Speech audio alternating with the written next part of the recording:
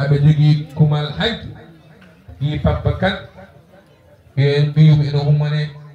ɗum haɗi ɓe tawtoreede ɓe dokkiri ngantu kono kala no ɓe mbaɗiranno ɓe mbaɗiri noon eɗen ñaaganoɓe to Allah yo Allah yoɓe moƴƴere kamɓe e ɓe ɓe mballondirta e go darima heen darnde mum Cheikh Oumar Niang ko ɓiɗɗo e galle o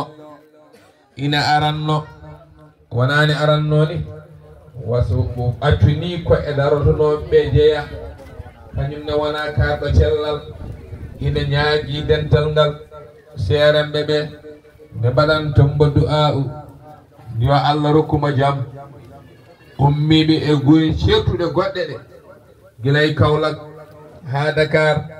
e nder Fouta e kala ɗo neɗɗo wawi ummarade o wi en mbawa limde moni fof en mbawa wiide eɗen limtida moni fof kaalen ɗum e inde mum kono moni fof yiyama kadi weltanama kadi ziyara mum jaɓama o wi ɗum wona kanko kaalo o wi wona kamɓe gaddi ɗum ko jonde Allah ko jonde nelaɗo Allah ko jonde Cheikh Tidiane kala garɗo weltoto sabu ceerno Saydou bamen ceerno Saydou en mbawa haalde ko muɗum fadde moƴƴere makko e teddugal makko e ndimagu makko e kala kadi mo o yi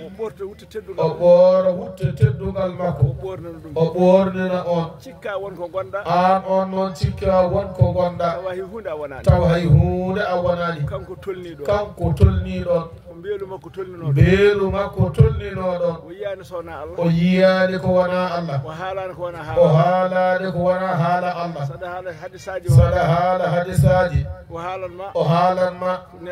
nelaɗo wi Cheikh Oumar wi Cheikh Tidiane wi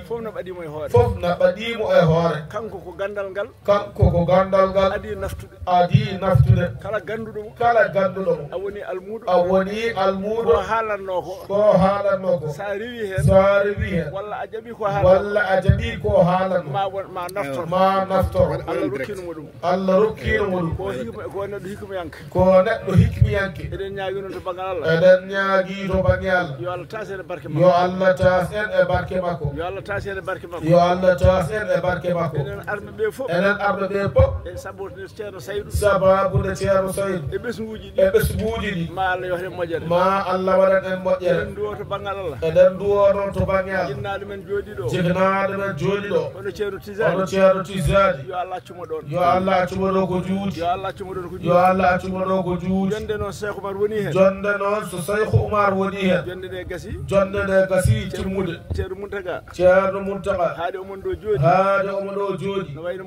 no wayno moƴƴere fof ari moƴƴere fof ardine eɗen ñaago to banggal Allah kanko yo Allah accuma ɗo ko juuti min duwo to banggal Allah kanko madani gonɗo ɗo gaccaɗo ɗo gonnande lomtiniɗomen ceerno Saydou ene reena galle o kanko yo Allah hisnumo o timmini almudagal o holli needi e moƴƴere e teddugal kala jinnaɗo makko kala mawniko ɗo wonno o haalaniɗo o teddiniɗo eɗen ñaago to banggal Allah yo Allah teddinmo kala ko ceerno Saydou haɗano yo Allah rokkumo ɗum ko ɓuri ɗum sabu neɗɗo sa yi yimɓe tan yimɓe jiima sa yiyani yimɓe hay goto yiyatama te amin gandi